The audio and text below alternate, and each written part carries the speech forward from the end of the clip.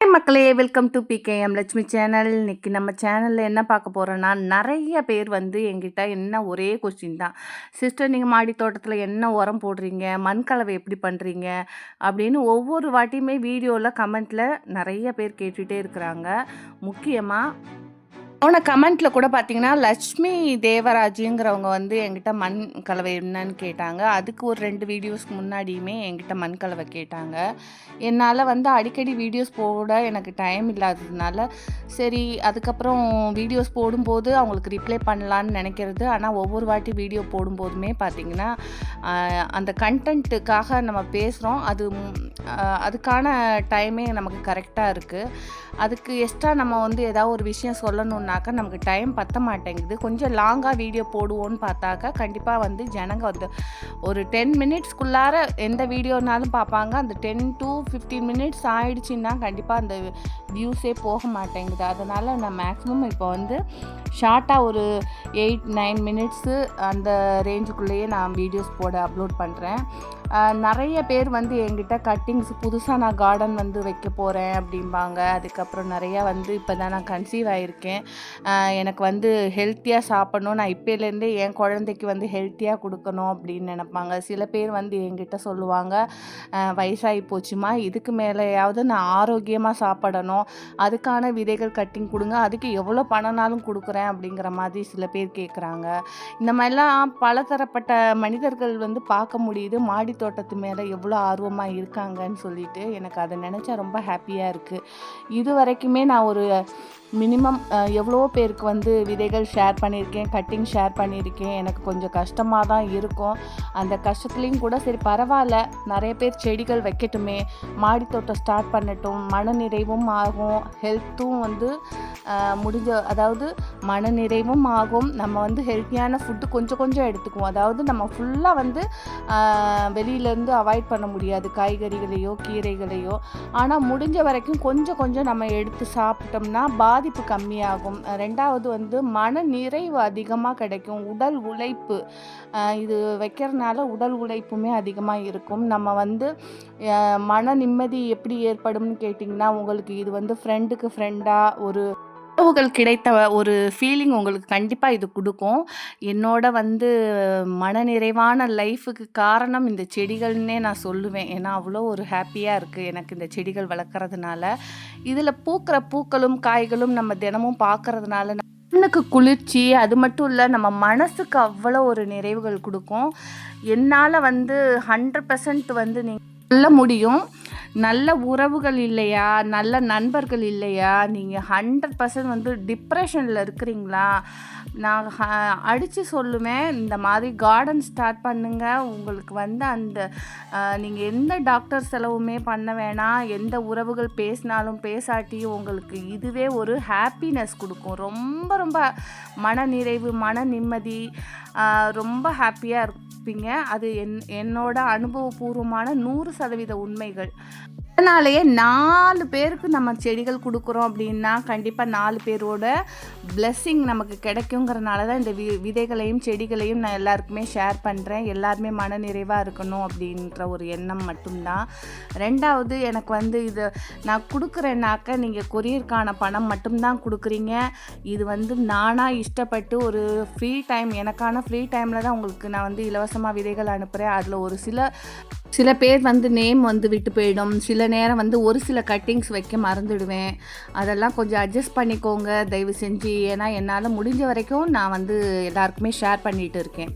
என்னால் இந்த வாட்டி என்னன்னாக்கா ஒரு 4 வகையான விதைகளோட ஒரு 10 வகையான கட்டிங்ஸ் அனுப்பிட்டு இருக்கிறேன்.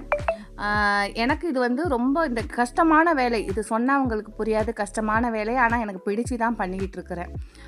சரிங்களா? இது வந்து என்னன்னாக்கா ஒரு மன நிறைவு கொடுக்குது. நிறைய பேர் சொல்கிறாங்க, சிஸ்டர் நீங்கள் கொக்கோபிட் வந்து யூஸ் பண்ணுவீங்களா மாடி தோட்டத்துக்கு, இல்லை வெறும் மண்ணா, இல்லை செம்மண்ணும் மணலும் கலந்து யூஸ் பண்ணுவீங்களான்னு. நீங்கள் நம்ப மாட்டீங்க, கண்டிப்பாக வந்து நான் கொக்கோபிட் வந்து எதுக்காக யூஸ் பண்ணுவேன்னா, கட்டிங்ஸு புதுசாக வைக்கிறோம் இல்லையா, அந்த கட்டிங்ஸ் வந்து மண் ஹார்டாக இருந்ததுன்னா வராது, அதனால் கட்டிங்ஸுக்கு வைப்பேன். ரெண்டாவது, கொத்தமல்லி விதைப்புக்காக வைப்பேன். 3வது வந்து பார்த்தீங்கன்னாக்கா, எனக்கு வந்து குட்டி குட்டி பாட் ஹேங்கிங் பாட் வந்து தொங்க விடுறோம் இல்லைங்களா? அதனால வெயிட் தாங்கணும்னு ஒரு சில ஒரு என்னோட தொட்டி மாடி தோட்டத்தில வந்து ஒரு 400, 500 தொட்டி இருக்குது அப்படின்னாக்கா, நான் ஒரு 20 தொட்டியில மட்டும் தான் வந்து சாதாரண கொக்கோ பிட்டு மட்டும் வச்சு அப்பப்போ அரிசி கழுவுன தண்ணி இந்த மாரி தான் குடுப்பேன். காய்கறி செடிக்கு கண்டிப்பா கொக்கோ பீட் குடுக்க மாட்டேன்.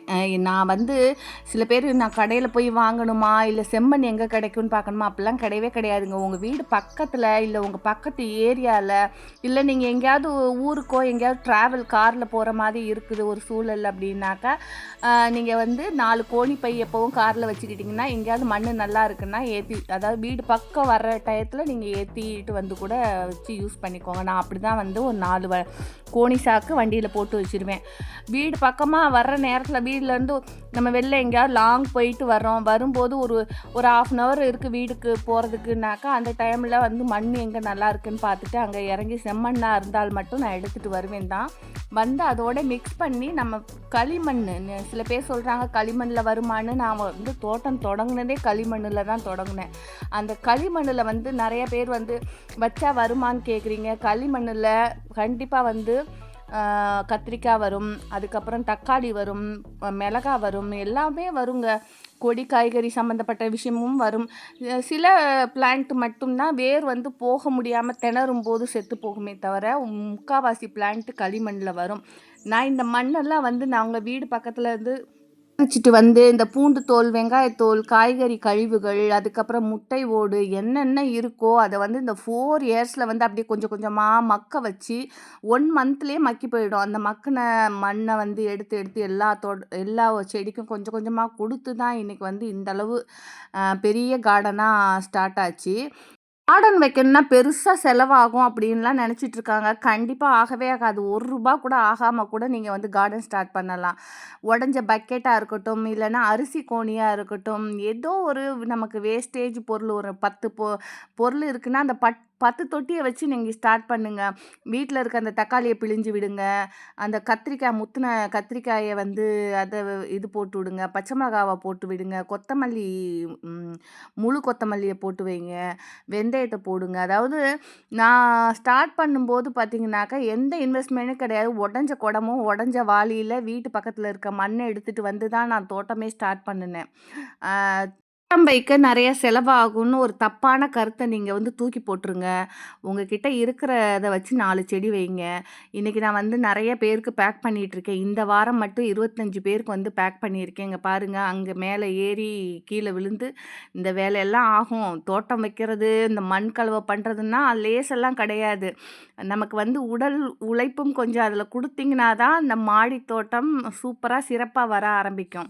இப்போ நான் பார்த்தீங்கன்னாக்கா, இந்த அரிசி அலம்புனது, பருப்பு தண்ணி, வேஸ்ட்டு தண்ணி இதெல்லாம் வந்து ஒரு 2, 3 நாள் சேகரித்து அதில் ஊற்றியிருக்கேன். அதோட பார்த்தீங்கன்னா, வேப்பம் புண்ணாக்கு.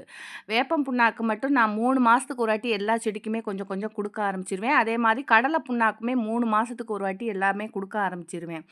இது பார்த்தீங்கன்னா, நம்ம தோட்டத்து மண்ணு தான்.